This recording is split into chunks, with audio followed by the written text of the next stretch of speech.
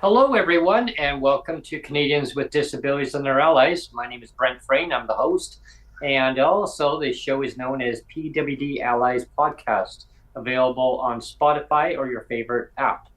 Today, I have Joseph Vander Meer joining me today, and we're going to be talking about the PBO report. This is going to be great for those that are interested in hearing what's going on. Joseph, welcome very much for joining me. Our resident numbers guy for people that don't know, resident numbers guy. Yes.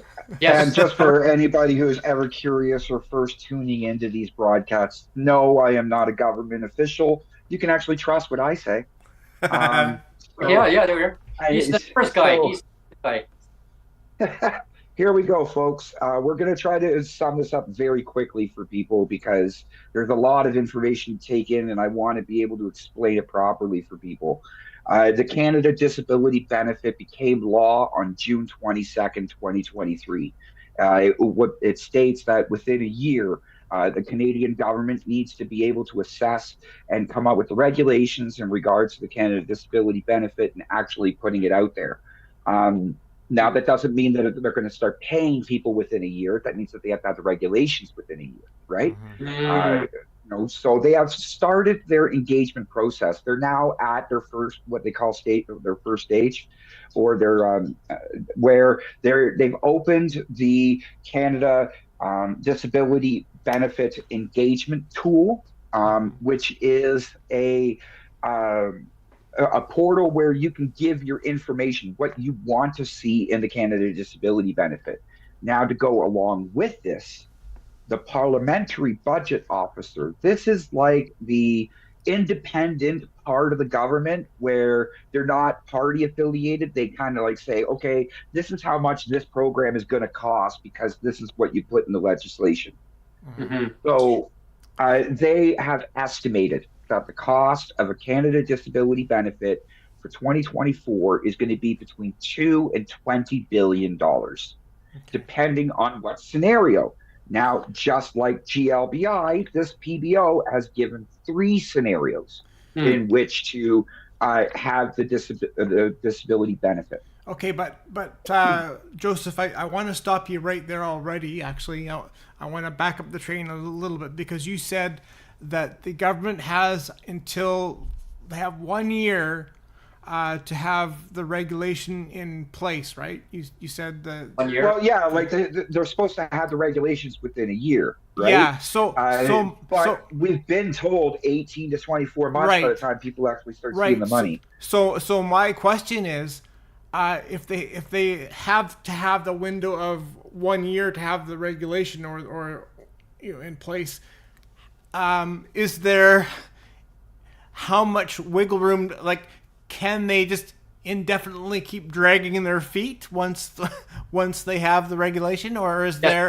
No. They can't just indefinitely drag their feet. This has actually become law that they have to get this done. Okay. So whatever they're going to come up with, they got to come up with it in that time frame. It doesn't mean that it's going to be perfect or beautiful. Right. Right.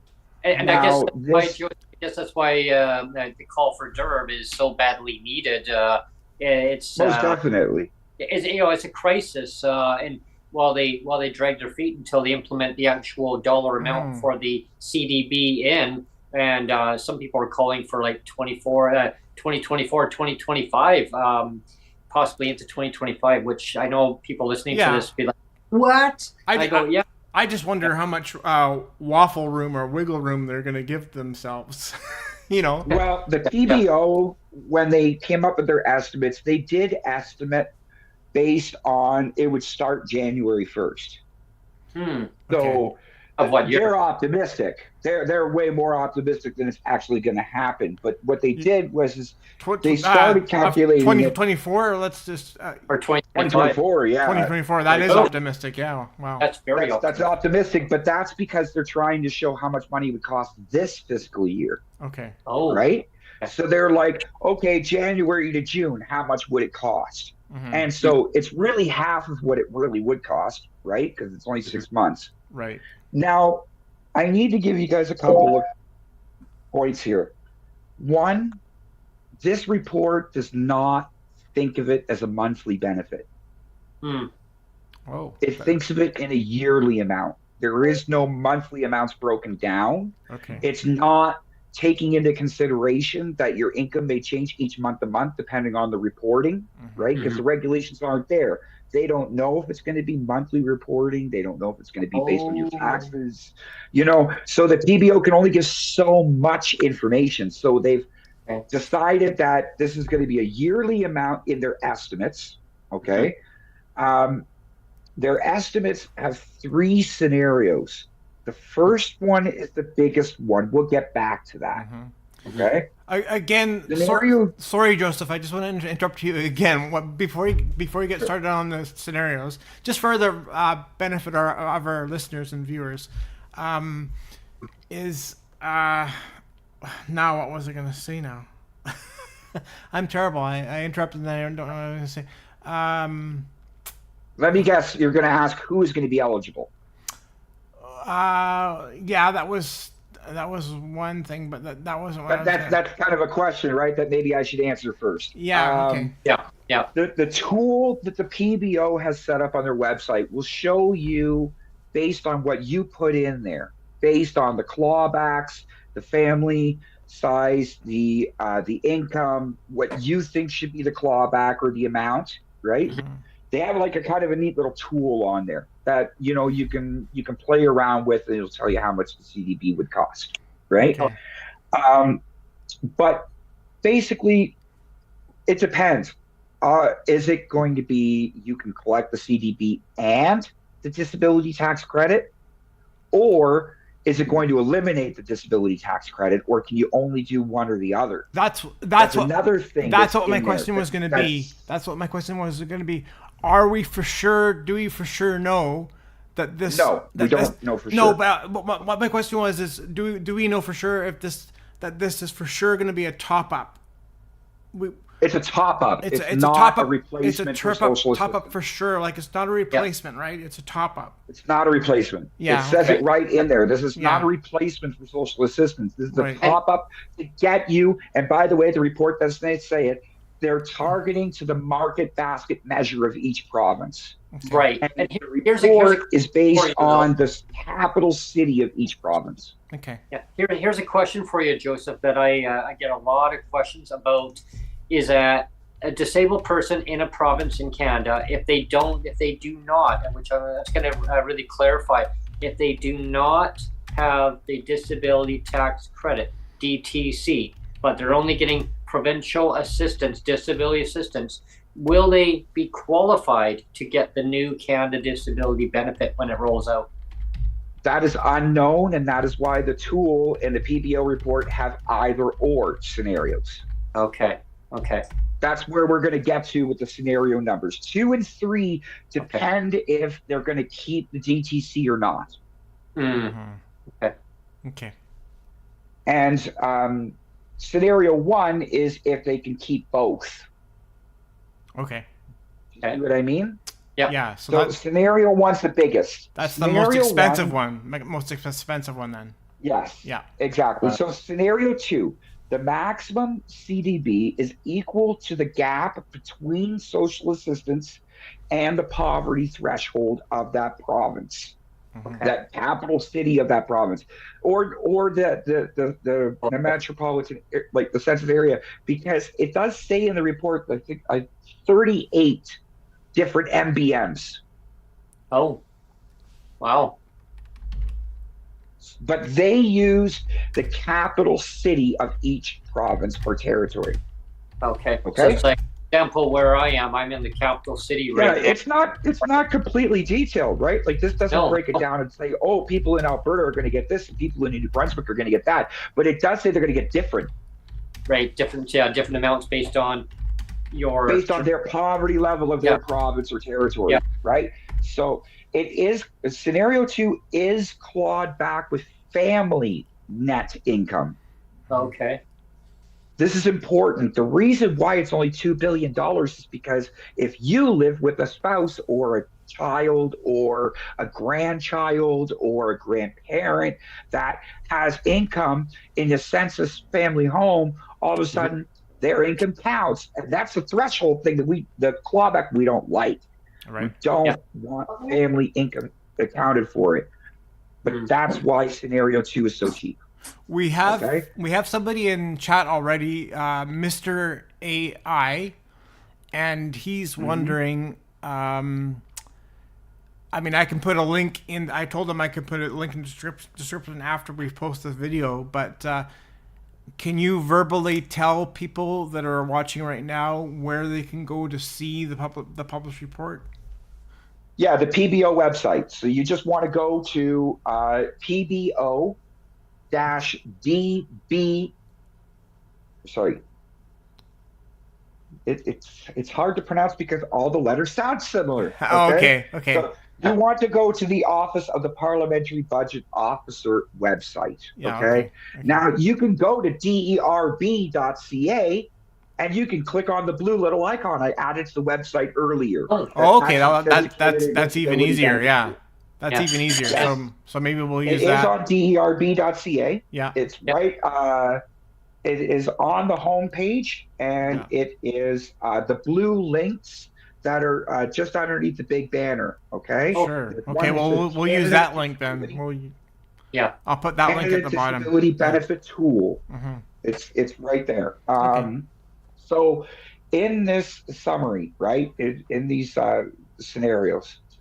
So scenario 2, it considers the family net income, but it also considers can claim either the disability tax credit or the Canada Disability Benefit. That's why it's so cheap. That's why it's only $2 billion. Yeah. Right. It helps 674,000 people, I believe. Yeah, instead of 1.5 or 1.6 million. Yeah. 1.4 million is the highest scenario. It's gone down. 1.4 million. It's actually 1.391, I believe. I'm looking for the actual fact because I like to be precise. 2.1 to 20.5 billion. And keep in mind, they're using 2017 figures for social assistance. Oh, wow. That is so outdated. So I don't know if you can easily answer this. When they say it's a cost, it's going to be way more. It's going to be way more, like billions of dollars more. Why? Because they're using numbers that are from 2017. Wow. So we're already, we're in 2023, so that's 6 years old. And by the time they come up, to be 7 years old. So I don't know if you can easily answer this question or not, then Joseph.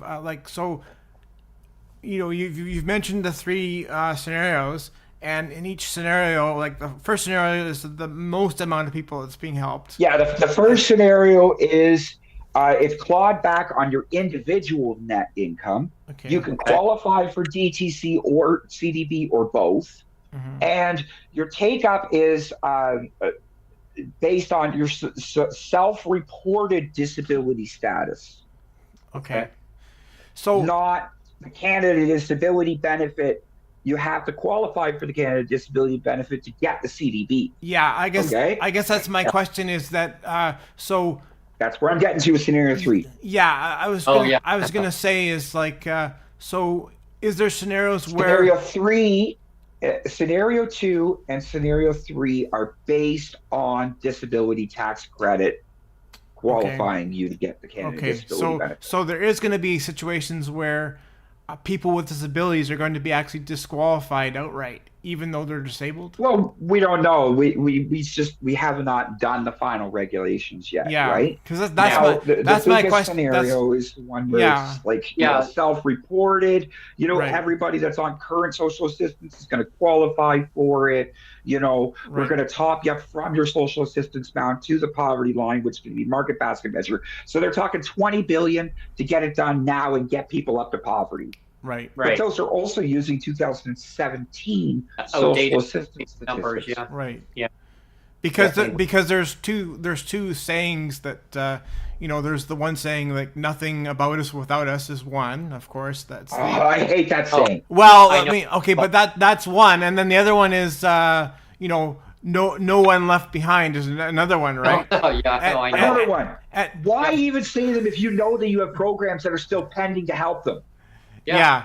Exactly. So And that's that's my. All you're doing is doing this. Yeah. You're just doing this. Yeah. And that's why we've been calling for DERB to help now. And meanwhile, the finance minister, it's like they say, right behind me is the little pink unicorn. So that's why I'm a little bit skeptical about the whole CDB is that, depending on the scenario, I'm wondering is there going to be situations where people are disabled, but they're going to say, sorry, you don't qualify. That's why my concern. I also want to point out that scenario 2 is also taxable. Okay, good to know. So not only is it only cost $2 billion, but they're going to tax it. So they get the money back. They get the money back in the face. Yeah. Is that not just a slap in the face? That's like, okay, we're going to make you wait 3 years for the benefit. Yeah. We're going to string you along while your provinces freeze rates because they think we're going to help you. And then we're going to give you the smallest benefit with the highest clawback, and we're going to make it taxable. Oh, and it's going to be based on your family income. How about we just hand you MAiD? Yeah. Yeah. Well, because by the time they tax all that up, what are you going to have? Well, I got a few dollars. Oh, they might as well call scenario 2 the pathway to MAiD. They might as well. And you know what? I sincerely hope Justin Trudeau or Pierre Poilievre, if you're listening to me today, you better be calling scenario 2 the pathway to MAiD, because that's going to be definitely the way it's going to be called to the disability community. Because the scenario 2 it's based on the market basket measure. It's based on family income. You can only claim one of the DTC or it's based on the DTC intake, and it's taxable. Are you giving me a fucking break? If Disability WP endorses scenario 2, I'm going to it's basically that'll be the first one that it's basically the minimum of the minimum then. Yeah. That's the minimum of the minimum. That's like you might as well just hand him a $500 check and tell him just go away. So which scenario, Joseph, would be ultimately the better of the ultimately scenario 1? Which one do I think the government's going to go with? It's obviously 2. They're obviously setting it up to be right down the middle. Consider this. They didn't put it as the smallest scenario because they don't want the media to catch that. They leave it as the middle one where they hope that they're just going to pass it by. And I can just see the writing on the wall. Like, this Canada Disability Benefit has just strung the disability community along. And unless the government really listens to the input of everyday Canadians in this regulations, it's going to miraculously fail society. When it comes time to the baby boomers retiring, and the next generation starting to retire, and all of a sudden, retirement numbers are through the roof in Canada, and working age population is tanked, and they're wondering what went wrong, and it's going to be too little, too late at that point. It sounds like kind of a Goldilocks scenario where they're putting that one right in the middle of the scenario 2 of like, this one is just right, because not only do we give it to you, not only do we give it to you, but we can claw it back, and we can claw back the tax on it. Yeah. And, Do or I believe that they might go with scenario 3? They might. Yeah. They might go with scenario 3 with a 50% garnishment. Okay. If they go with a 50% clawback with the scenario 3, I would not be surprised, because Right. that would be incredibly cheap for the government to run. Incredibly cheap. So that's like what's behind door number 1, folks. Door number 2, door number 3. Oh, which door did you choose? So if scenario 2 is and the reason why I say scenario 3 is because I know that from reading it here in their charts, scenario 3 gives the government the biggest amount of money back to save, and that is because it considers the highest amount of people switching off of the disability tax credit. Right. And it says that they could save by 28-29, they could save about $140 million a year.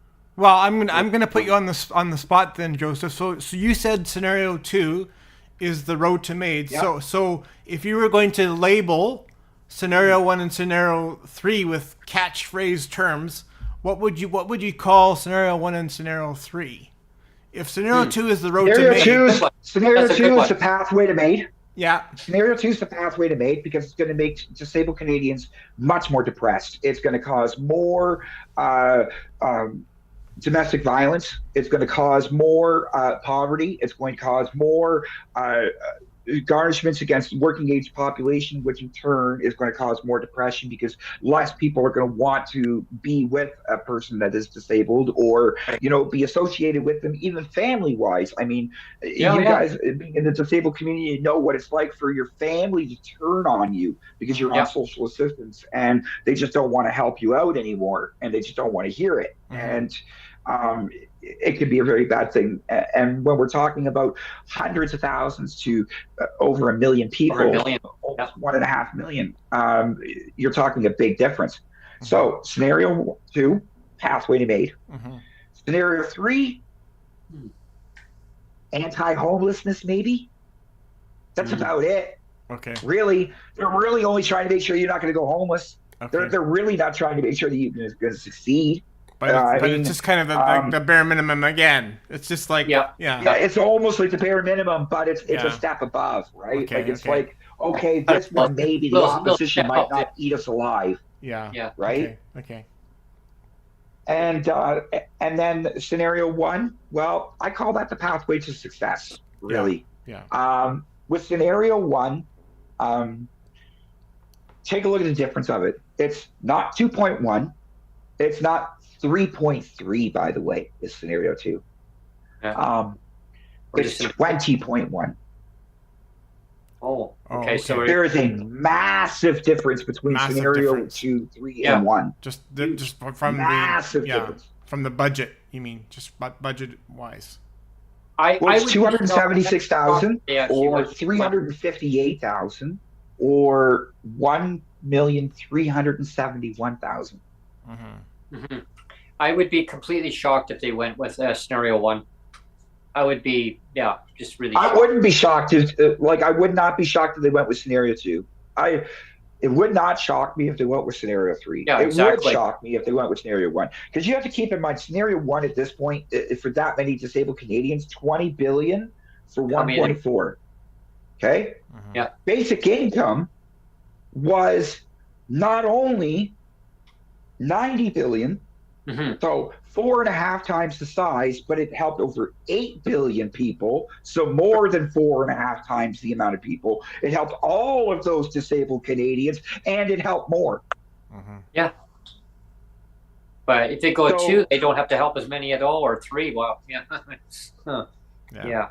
Now, the average benefit in scenario 2 is $7,600. The average in scenario 3 is $9,200. The average in scenario 1 is $14,500. Right. Oh, okay. Yeah, I see what you mean. Yeah. The reason why they consider those averages much higher in scenario 1 is because you're also qualifying for your disability tax credit. Okay. Wow. It's not all about the CDB. It's about how it interacts with the provinces and how it interacts with the disability tax credit that's going to be most important, because that's going to make the difference of billions of dollars a year in our disabled community. Yeah. And it's not just the disabled community, no offense. So, but the average working Canadian, if you're not listening to this and realizing that every dollar a disabled Canadian spends in the Canadian economy does help you in some way. Yeah, it goes back. Helps either, the income taxes, the property taxes, the city taxes, the income taxes, investment, no offense, but your city does invest in your disabled people for sidewalks, for infrastructure, for trains, for this and that. So when you sit there and you smack a disabled person down for being on social assistance, remember that disabled person also fought for their rights. So you have the little tactile strip at your GO station platform so you don't fall into the train tracks. Right. Yeah. And they don't realize that this is about them and their future too. Yeah. And I mean, you give a disabled person money in whatever province they live in, whatever community they live in that province, they put the money back into that community.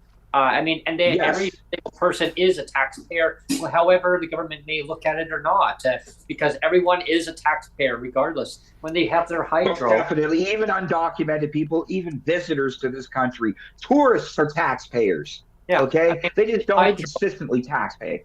It's like when you got your hydro bill, you pay tax. Yeah. You pay tax. Yeah. So everybody pays tax one way or another. I wanted to back up the train again one more time, because we're talking about a top up here. Yeah. We've established that. So what I'm wondering is, do they set the top up higher depending on the scenario? Like, do they set the upper limit higher? No. Or they do have another thing in here. They do have another thing in here where it may be scenario one. Actually, I think you're right. Hold on. Because the dollar value is higher. Mm-hmm. In the first scenario, they mentioned about the extra 30% it would cost for a disabled person over the regular poverty line. Let me make sure I got this right, because I've only read through this like once or twice. Okay. Hold on a second. Yeah, no problem. But I remember them when I read through it. They said that because of remember how a lot of people said that it would cost more to be disabled than it does to be a normal working class citizen, right? Mm-hmm. Well, they did take that into account. So hold on. Yeah, and they actually listened to impact statements. Wow, amazing. And of course, clawback rates that they were using was 50% income for a single individual, or 25% for the common law or married person. Okay. So yeah, I mean, I still have a question, because it's a lower clawback for the spouse. Okay. Lower clawback for the spouse, which is good. They're listening to that, right? Yeah. The 30% increase.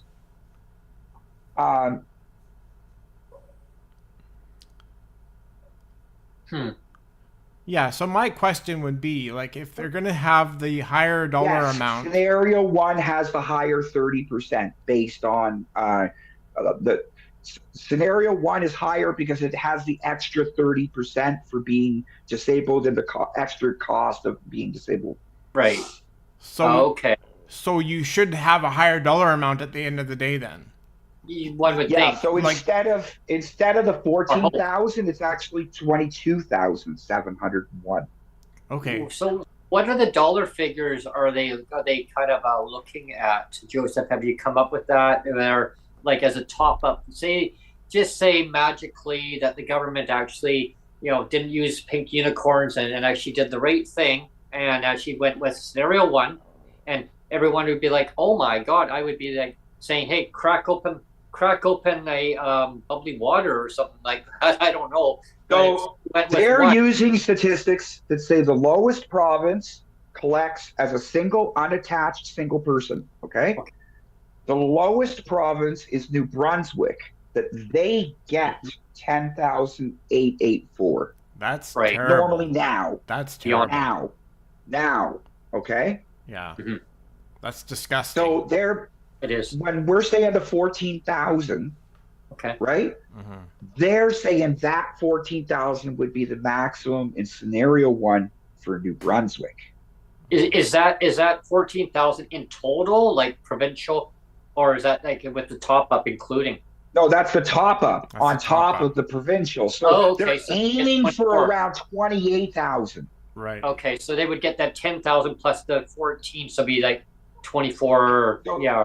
if they go scenario 1, Yeah. they're aiming for people to be at about 28,000 a year 28. Okay. Okay. Right. for a single Right. unattached disabled Canadian. Yeah. That is in New Brunswick or anywhere else would be around 28,000 based on your market basket measure, right? Yeah.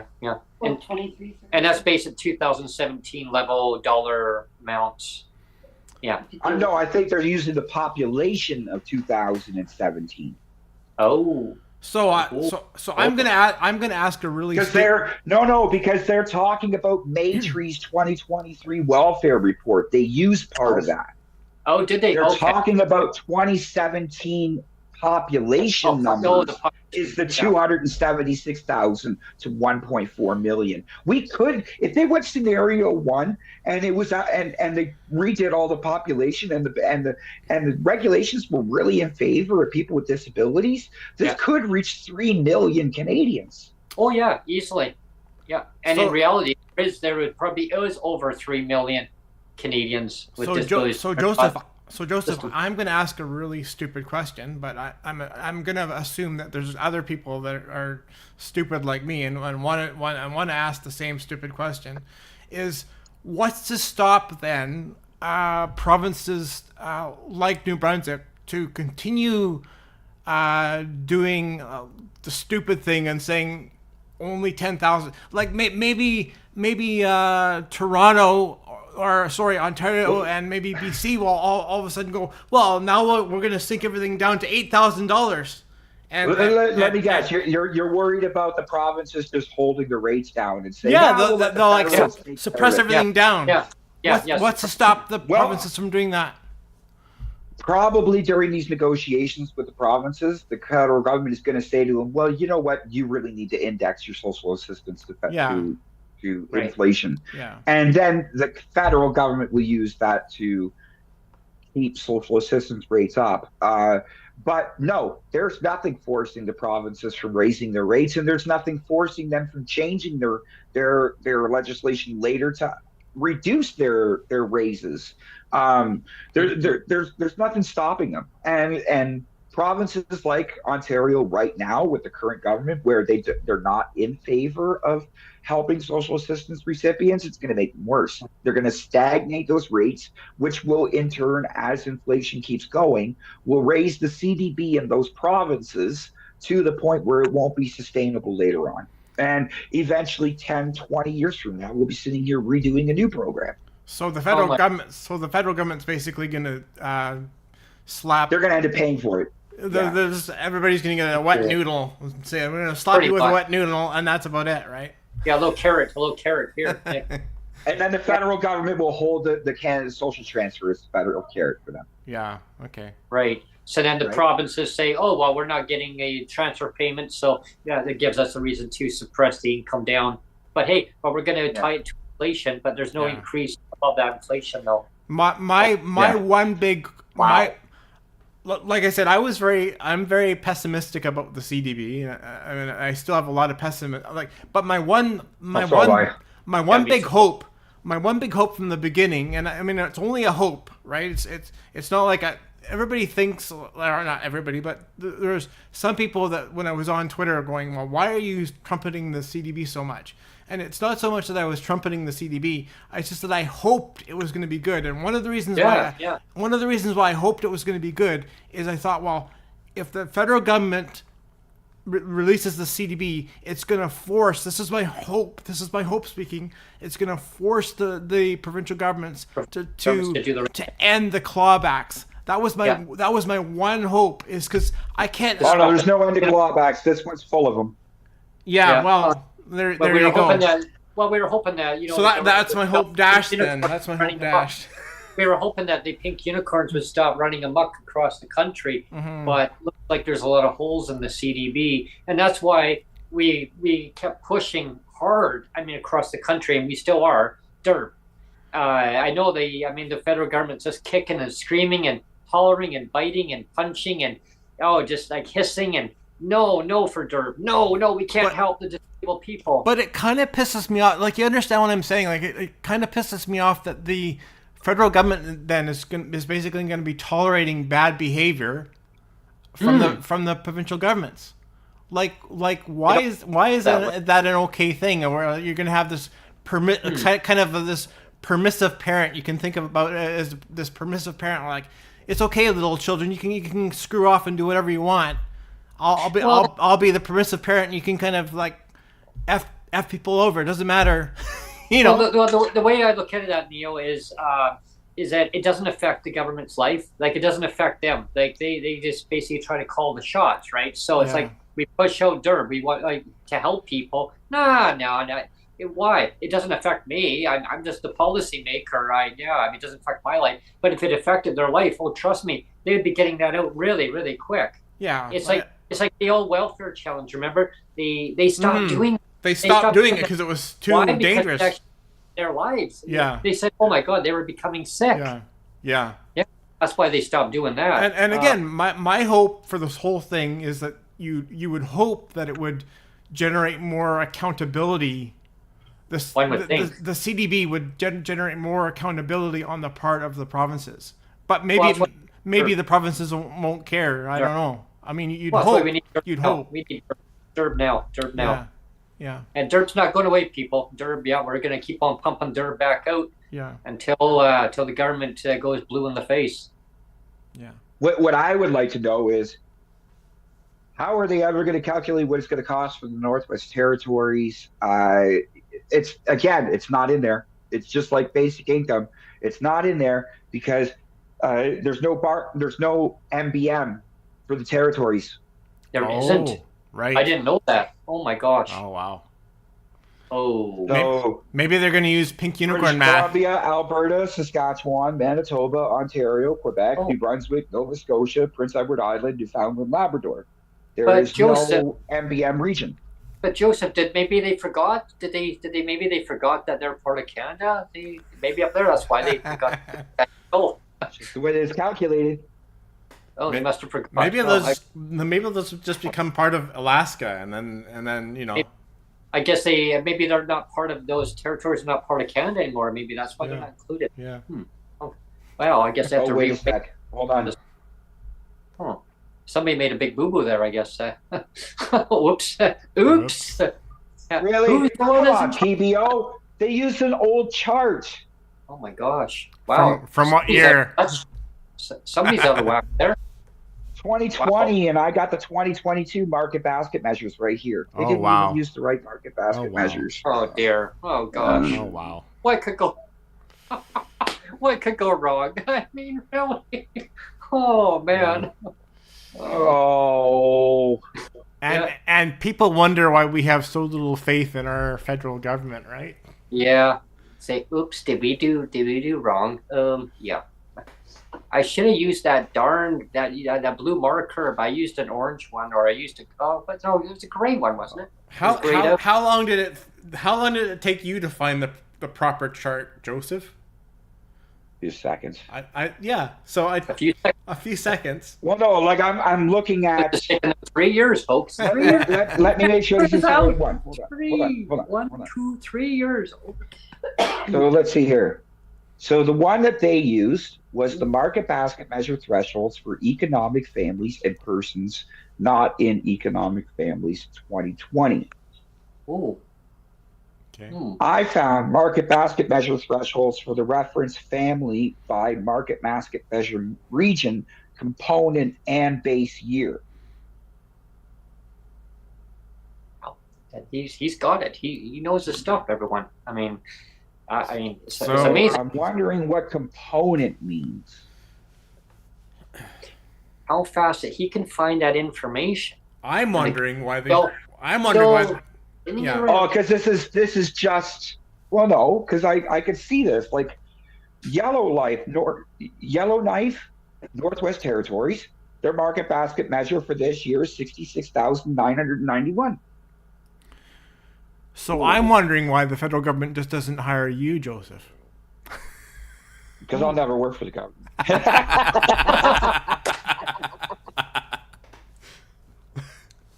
Oh, yeah. And those are 2018 dollars, by the way. Okay.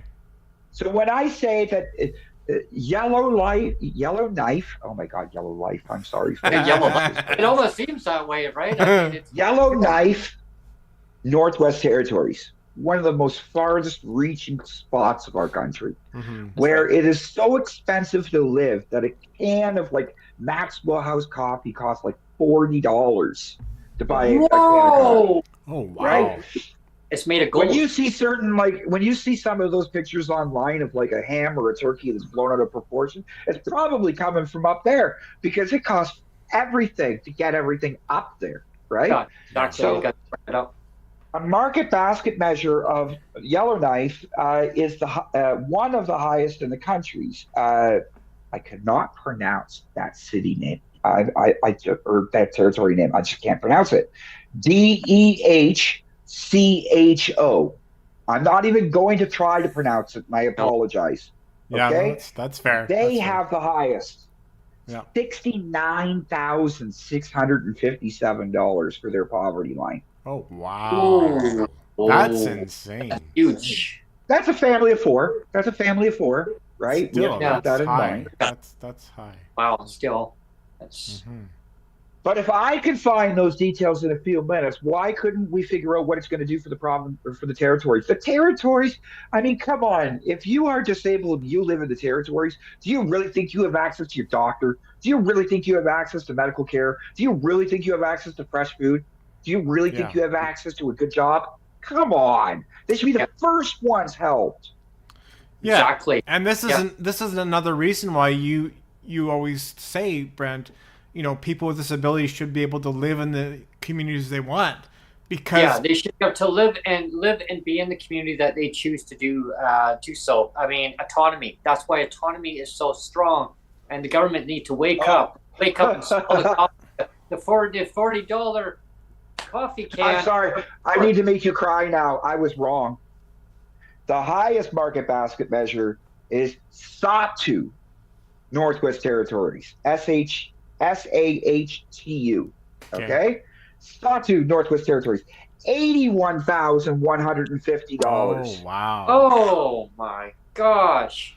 Yeah. So now that can of coffee is now going to cost even more than $40. It's going to be probably even $60.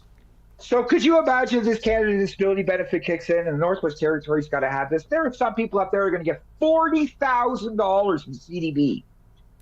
Yeah. Jeez. No, they won't. Of course, they're going to put a maximum in there. Yeah. Oh, of course they will. Of course, they're going to put a maximum in there. Yeah. They'll probably go with scenario 2 on that one. Yeah. Or they'll just get into one of the rates from one of the provinces and say, "Oh, sorry, we don't have the totals." Yeah. Or what they'll say is, "Oh, well, you choose to live up there. You need to move. You need to move to another location." That's what they used to say here in BC. Oh, you can't afford to live here? Move up north. Pay me to move then. That's my point. Pay me to move. Yeah. That's my point, Brent. Are they is the BC government gonna force everybody with disabilities to move to Chilliwack, and then it's like, it's not our fault that you have no transportation out in Chilliwack. There's no bus service. There's no doctors. There's no grocery stores that are. Yeah. It's one of the failings of this program already is that they're already saying they're going to be basing it on the market basket measure, which means that every area is a different amount. And what you're going to find is you're going to find certain people that are disabled that don't have a lot of mobility issues or don't have that have a means but can get there, right? Mm-hmm. Yeah. You'll find people moving. Well, we always talk about better benefits. We always talk about the failings of a food bank. Like for me, the biggest failing of a food bank is the fact that people with disabilities have mobility challenges, right? So if I have to hop on a bus and go, halfway around the world, it sometimes feels to to get to a food bank. Do you think I'm gonna Mm-hmm. do you think I'm gonna do that? Hop on a bus and travel for half an hour or more, Or an hour, or an hour, and then like have all these bags of groceries, you know, Mhm. back And not on even- back on the bus, you know. yeah, but not even having any nutritional food that's actually at the food bank, because some do, some give really good food, other ones don't. But here's the other kicker: is I remember talking on a previous podcast with you, Neil, on this, and I gave an announcement. I think Joseph, you were actually on our roundtable at the time, and when I heard this devastating news that was given to Sonia and myself from some people that we know that moved here about 2 years ago. They've only got another 14 days to go, and they're going to be in the air. 14 days from now, they'll be actually in the air. They'll be on their way to Winnipeg. Why? Because they can't afford to live in this province. They can't. They need to now find another additional room, should we say, in their apartment, because they have a little child now, so they need extra room. They can't find anywhere affordable within Victoria under the apartment that they're in, which is great. I mean, they're keeping the rates. They're still very high, just so everyone knows. $1,750. Okay, they're not paying $1,750 right now. They're paying $1,550. Okay, but if they were to move out of their unit, the landlord's now going to make $1,750. That's only within the property management company that they're renting from. Anywhere outside of that property management company, the rates are $2,500, $2,600, and that's just for a one bedroom in Victoria. They actually around and they said $2,800 for a 2-bedroom. Now, if they were to move outside the region, where Neil and I looked at Langley, because that's where we moved from, and right now the rates for 1 bedroom out there are close to an old building, $2,000. Now PWD, we get $375, but if you can claim that your rent is actually a little bit higher, they'll give you $125. So now you've only got $500 out of your total support to basically pay for a $2,000 rental, but 2 bedrooms, $2,800. Again, almost the same price as Victoria. Yeah. So there, I mean, I'm concerned that, as you mentioned, as we just talked about, is that people are going to have to move further out, even further out, in Chilliwack, or I mean, who knows? And how the hell do you get your stuff moved? Because the government says under the province of British Columbia, if your rent is substantially reduced, they will pay for your moving costs. Now, you tell me where the rent is substantially reduced in the province of BC. Not. The rents have gone way higher. I think they want you to us all to like hop on a pink unicorn and ride out on pink unicorns. Yeah, exactly. But we've reached the top of the hour. It's 2 o'clock BC time. We got 15 more minutes. Yeah. Okay. I didn't know if you wanted to spend the 10 minutes to do the closing comments kind of thing. Like if Joseph has like I'm trying to post the links. Okay. I'm trying to post the links to our YouTube here. Okay. But it's giving me an issue for some reason. And while you're doing that, it's we can. Yeah, once I post it might be easier because it's not officially posted yet. I guess with the stream. But, yeah. Well, that's no, why I mean in the chat. I'm posting it in the chat here. Oh, I see it. So I got you. Yeah. There's the PDF. Finally, the third one. Finally. Okay. If you can delete the first two, go ahead, because they're people that are not listening to the podcast right now, and that's why I always explain about affordability and that why people should not have to move and make awkward, very life-changing decisions in their life of having to move because the government refuses to give them the proper income, the proper supports, that they are still taxpayers in that province, wherever they may live. If they choose to move to another province because that's what they want to do, they should be able to just go and do, and that income should follow them automatically, whatever province they go to. They shouldn't have to apply for disability in another province. That's archaic. That's old. Old needs to be turned into new. So we need to give people the proper supports. We give them a derb in the meantime while the federal government can figure out this. It doesn't take 3 years. It's not rocket science. I mean, people's lives don't get put on hold, right? Mm-hmm. So we need to get this money out that's going to be adequate enough to get the help to the people that most need it the most, right? So is it a top? Yes. I mean, boom. That's my rant. It won't. What's your take on that, Neil, while we're just waiting There we go. Oh, There we go. There you Finally. go. It wouldn't let me keep posting a link because it was thinking I was a spam bot for a second there. oh, okay. Oh, you're not a spam bot. You're Joseph. No, You're die. I'm not a spam bot, but I'm as annoying as one. Well, like I said, I'll make sure I post the derb.ca link at the bottom of the video too. Yeah. When I have it posted out. If you go to derb.ca, it's right near the top, actually. Okay. Yeah, definitely check out derb.ca for the latest link. I want to describe it to you guys, Report. so that way. Look for the blue. It's right underneath where it says open for signatures, like the E4667 is still going. Okay. And if you haven't signed it, please do sign it for the emergency benefit. But it says PBO costing tool. And we should say too that we are going to have Mike Morrice on, and we are going to have the author of that new e-petition. He's going to be coming on with Mike Morrice, Jeffrey Salisbury. They're Nice. They're both I've going been to be talking to Jeffrey on Facebook. Yeah, they're both going to come on together. So it's going to be Jeff and Mike together. And maybe Joseph, if you want to actually come on with them.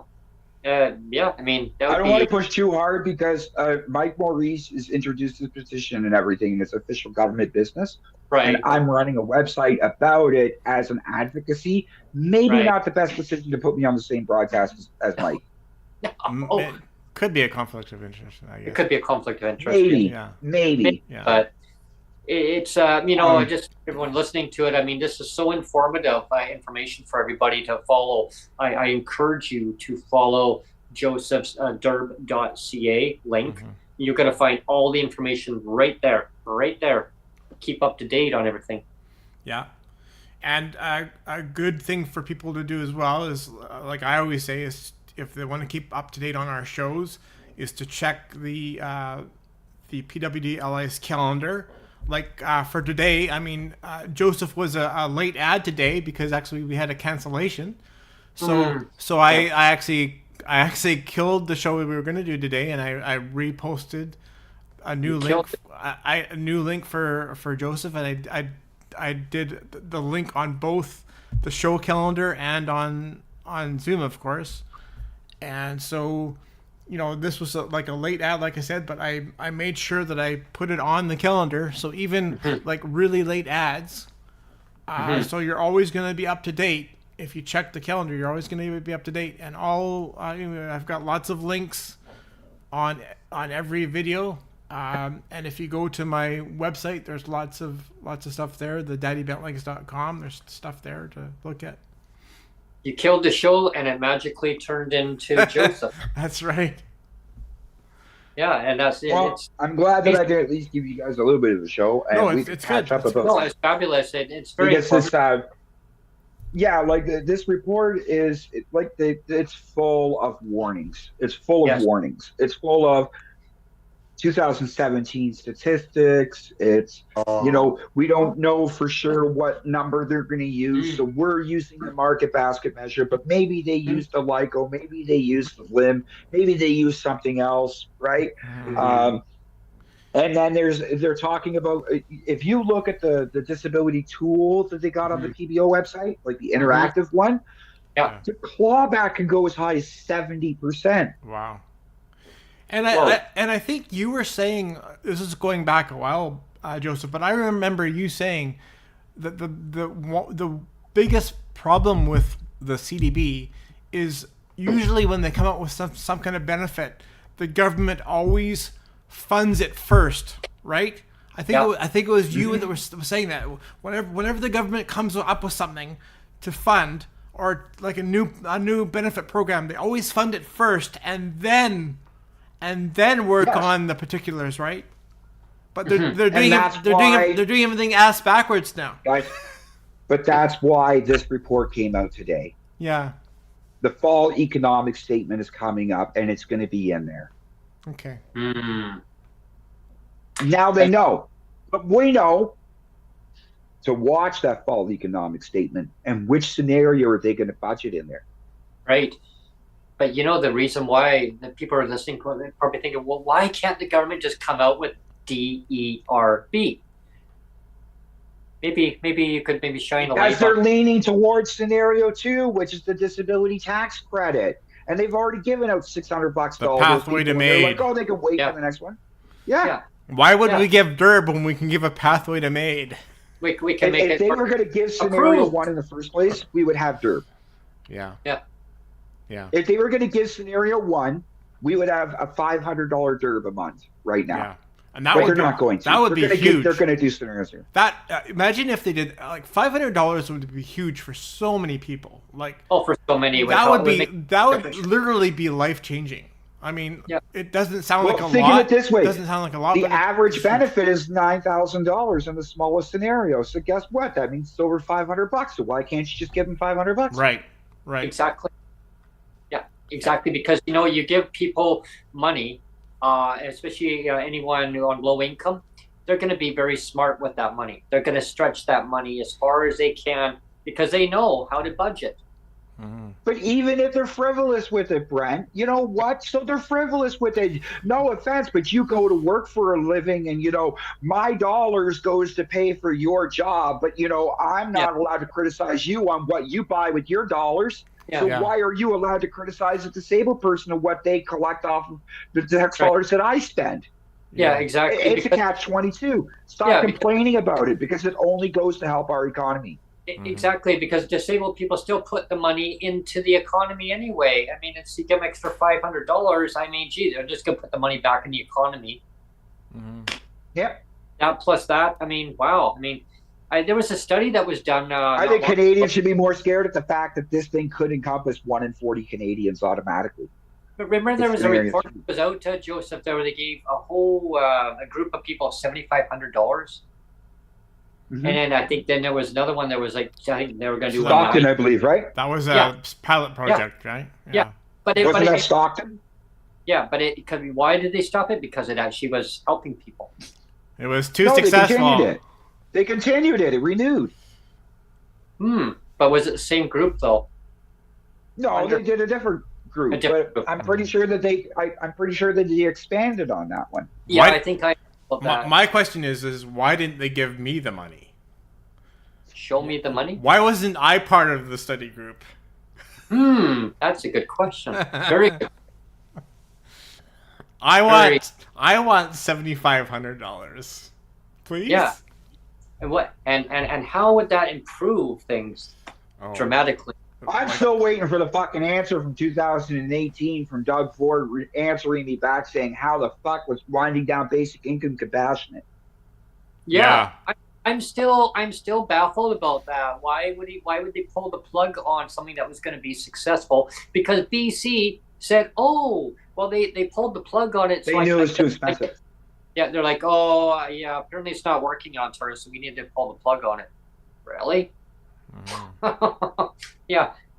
Meanwhile, they come with a pilot project on it, and they say, we can't do that. So we got to come with a report saying the reasons why it wasn't going to work. So now they came with a report saying, one of the top recommendations, we need to modernize disability and social assistance. We need to modernize the rent. How we do the rent. We need to and we also need to immediately reintroduce the $300 supplement that day away. Well, so to recap this all, the maximum CDB benefit that they're thinking of is $21,000, and that's accounting for the 30% extra cost of being disabled. You're getting both the disabled tax credit. It's non-taxable. It's this. It's that. Big numbers. $20 billion. 1.4 million people. Then you got scenario 1, or that was scenario 1. Then you got scenario 2, which is the smallest, and that one is just going to be 296 million or 276,000 people, and $2 billion. and it's taxable to boot. It's so that's like like 1/10 of scenario one, basically, right? And then take 15% of that away. Wow. Off of that, whoa. Wow. Okay, so it's like me saying that's a huge difference. Yeah. That's like me saying to you, Joseph. Well, here's $100, but yeah, you say okay, yeah, no problem. Well, isn't that great? Nah, you don't need 100. You really only need 5. Yeah, you need $5 out of that 100. But here, you know what? Look what we did. Look what we did. We actually listened to Canadians. Yeah. Yeah. Basically. Not really. Yeah, that's I know it's just totally messed up. You know, here's another quick scenario to you is. So, assuming that they throw it out there in early next year, and they say, okay. Maybe January. And they say, okay, make the announcement, and then the provinces say, oh, we're going to go into an election. No, it's already law. Is it law? It'll just go through the general services, go through the general services account. It won't. This is, okay, so we're not like the States, where when our government calls an election or, we hit a debt ceiling, all of a sudden our government shuts down. It's not like that. Our governor and council, which is the one that runs our day-to-day operations of Canada, the governor and council runs even during elections and even during, if the budget doesn't pass and, there's no, there's a vote of no confidence and they throw it into an election and there's no budget and there's no money coming, there's still accounts that pay out money automatically because it's legislated. The quarterly estimates for the government actually just recently came out yesterday or today. It was I think it was this morning too. I was going through those as well. And that account that you're talking about, or that we're talking about, is actually like $128 billion a year in statutory expenditures that get paid out regardless of the government being in session or not. Yeah. So would it be easiest for the federal government to just go through CRA to issue the payments out to each province? Because they probably will. Because they have the T5007, Joseph. Every disabled person has that form. It's a T5007. It depends on what the regulations are. We still don't know if it's going to be a monthly benefit or if this is going to be a yearly thing. Because if it's yearly, it's easier with the CRA. If it's monthly, it's easier with your local government. Right. Because if it's monthly, they already have the infrastructure to do monthly reporting through your social assistance. Where if they go through the federal government, you're opening up a whole new can of worms. Our CRA doesn't monthly attest to anything except for EI. Yeah. Right. So if they were to do a monthly, then it would basically, the federal government would then have to send income over to each province, over to their finance department, to then have it distributed out to each recipient, which they still have that information anyway. But it would just go to the finance. Can you imagine if the federal government did a lump sum? But when you're doing that scenario, there's also more complication. It's what are the clawbacks and who is going to get the money? How much is the province going to be entitled to out of the clawback and how much is the federal government going to be entitled to? Yeah. And, the PBO also estimates all of these costs at 2% cost for administration. Okay. So for every dollar that goes out in benefits, they're only estimating it's going to cost 2 cents out of that dollar to administrate the program. We all know that administrative costs can sometimes go up to 20-30% of a program. So would not surprise me if all of a sudden it's like, oh, we're spending billions of dollars more to administrate it. Oh, sorry, I seen that in 2023. Yeah, my only concern on it is that if it went to, say, provinces where maybe some provinces are a little bit more, they handle things a little bit differently than other ones, should we say? So it went to the province's finance department, and they go, okay, so here's 20. I'll throw a number out there. It's a fictionary number. So here's $15 billion. Okay, that $15 billion needs to go to your recipients, and the government goes, Well, maybe we could maybe put this to transportation, healthcare. Well, you know what? Out of that 15 billion, we're going to give the PWD 10 billion out of it, or we're going to keep $5 billion of it as slush fund. No. No. Okay. No. This will be now. What they'll end up doing is we'll have no control over what they use the clawbacks for, right? Okay. They may use the clawbacks from the CDB and go, oh, federal funds coming in. I'll take those funds from you, but I'll renegotiate with you. I'll let you do the CDB, but I get to keep 20% of the clawbacks that you do, blah, blah, blah, blah, blah. And then all of a sudden, they're clawing back a bunch of stuff and collecting a bunch of money. Who knows how they're going to do it? I'm only speculating here, right? Yeah, so that's what I mean. That's what I mean. Like, it's like they could say, well, like, based on clawbacks, like it's, I'm assuming that the provinces will try to take their portion of the clawbacks from the program to administer it. And that's what I meant on that. Yeah. Or they'll take money from the federal government to administer it. They'll say, okay, well, we're going to distribute $10 billion worth of benefits. We're going to keep, $10 million of that for administration. Mm-hmm. Well, that's what I mean. It's like when they say, well, we get this, but then we're going to claw this up, but we're going to put the money to healthcare, we're going to put the transportation, but we're just going to give this out because we're going to claw off this. Yeah, that's what my main concern would be on that. Now, my main concern is what they're going to do with the social services money they spend now. And if the CDB lowers what the social assistance is now or expected to raise later, and they hold that back to use on different infrastructure and stuff and hurt the population while just trying to have more goods in the province. Yeah, because, they might just go a year and they say, okay, yeah, we're going to index it to inflation, but we don't actually have to increase the rates also as we're going along with it. They may say, we're going to skip a year, 2 years. Oh, there you go. Here's $25 or here's $50. Yeah. You know what I mean? I was gonna say we have two people in chat. We have Alan in chat, F Stock. Hi, Alan. And he just says thank you to Joseph for your appearance today. He really enjoyed the topic. And then we have Mr. Wallace that just popped in. And hi, Mr. Wallace. And Mr. Wallace says it's a supplement benefit. There won't be clawbacks from what I read. He said. And so, but your point, Joseph, is that how do you know? Your point is that there could be disguised clawbacks. Not disguised at all. Not disguised at all. It's right here in the report. Mr.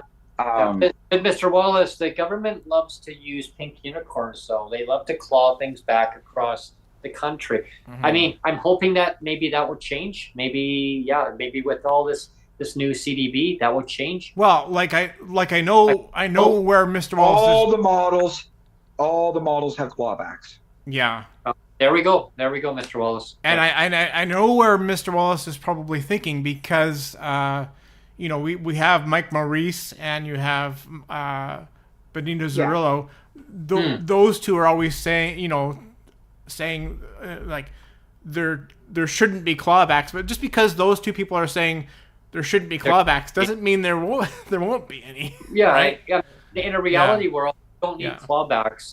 And I'm hoping, Mr. Wallace, that you're right that there is no clawbacks going forward. Because the PBO is estimating that the clawbacks are going to be 50% for the disabled person and 25% for the spouse. Ooh. Yeah. Ooh. Ouch. And that's going to hurt. Your spouse goes out. If your spouse goes out and earns $40,000, you might kiss your CDB goodbye. Yeah. Ooh. Which is just as bad as the current social assistance system. Like, what's the difference? It's the same shit. Same thing. Same shit, different pile. Provincial benefit. Yeah. Same shit, different pile. Yeah.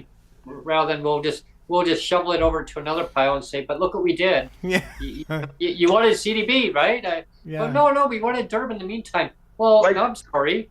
They're saying that the maximum benefit is $21,000, and that's accounting for the 30% increase that cost of being disabled, right? Yeah. So if the maximum benefit is $21,000, and the maximum the lowest clawback is 25%. Yeah. That means that no Canadian under 80,000 or over 80,000 is going to see this thing. Yeah. But they're going to say, look what we did, though. Poof. Yeah. That's magic. Look at all the unicorns. It's not going to help. Look at all the pretty unicorns. They're going to be running amok everywhere then. Yeah. And then the government say, uh-oh, what did we do? So many pretty pink unicorns. Yeah. I know. I'd love to have you back on again, Joseph, doing another episode as a follow-up to the report. The next episode I want to do with everybody. Yeah. I want to explain clawbacks. Okay. Sounds great. I want to explain. I like that one. This will be good. This will be good. I want to explain why they do it, where the money goes, but also I want to explain what happens when you claw back a raise. This will be interesting. Very interesting. Well, most people don't think about how these clawbacks really do change people when they are in minimum wage jobs, when the minimum wage goes up, as well as also when benefit rates go up and the clawbacks are there. How does that change it, right? Like if your benefit rate is frozen for 5 years, like Ontario Works has been, right? What's the difference between what the rate should be now, what the rate should be, or what the rate is, and how much that clawback difference is? How better off would a person at minimum wage be if those raises would have been consistent? Yeah. Right, because the buying power, it just erodes away. Like, and they keep it's like a clawback. It's like a huge clawback. So now, but it's not just clawback to you. No, exactly. It's a clawback to every person who signs onto that program later. Yep. It's a domino effect. And that's my biggest beef with the clawback too. Is like, of course, I'm a victim of clawback, and I hate the idea that it's like, let's rob Peter to pay Paul. I mean, I mean that's what's going on, right? It's like, well, you don't deserve your survivor's pension, but we'll claw the money off you so we can pay somebody else something, And it's like, that's just, I don't know. It pisses me off, It pisses me off too, but we have to keep in mind, clawbacks are there for a reason. If they did not exist, right?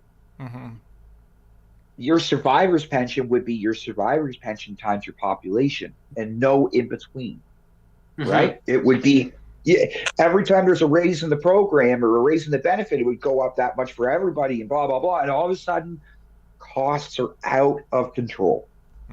And that's what the clawbacks are there for. They're also an incentive to go back to work, not rely on the government. Because if you don't put that barrier in there, people would just stay on the program. And that's what they worry about with universal basic income, is that anything else. And that's because they're afraid of it, because there would be no disincentive towards another person that's in a different situation that doesn't have that. Right. The reason I like GLBI and why we should talk about these clawbacks is because the lower the clawback is, the more people will be involved, but also a better incentive for later on's math. Right. Yeah, right? but I'm gonna say something kind of morbid and pessimistic again, Joseph, and that's that. If they're gonna F me over with a clawback, I want the government to F over everybody equally. You see what I'm saying? So if they're gonna claw me back, why don't they just claw back everybody and say, you know what? There's no income exemptions. We're just gonna F over everybody and make that equal. I mean, then I would actually be more happy, because it's like, kind of like their pensions. You know what I don't see? I see clawbacks on government benefits, but I don't see clawbacks on paychecks. Exactly. If it was reversed, it would have been eliminated long ago. Oh yeah, for sure, 100%. I mean, if a lot of the MLAs or MPs or MPPs or whoever, or city councillors or whoever, if they had all these clawbacks, oh my gosh, like how that would be, the system would be changed so quickly. Like it would be saying, no, we can't have that. Yeah. If an MPP had to give up a portion of their salary for every dollar they earned on TV or investments or the stock market or housing or whatever they did, if they had a clawback for their salary, it would totally change. Things would change. And that's kind of goes exactly parallel with when I say that it doesn't affect their life. So that's why. And it affected their life. Oh, yeah. Like we'd be having less government funds. Why not? Yeah. We'd have less pink unicorns. I know. Joseph. More bullhorns. There you go. Yeah. More bullhorns. Yeah. Yeah, or more. Yeah, exactly. But we should be punching it out now. But it was this is a great discussion. Yeah. But I look forward to. I punched out. Yeah.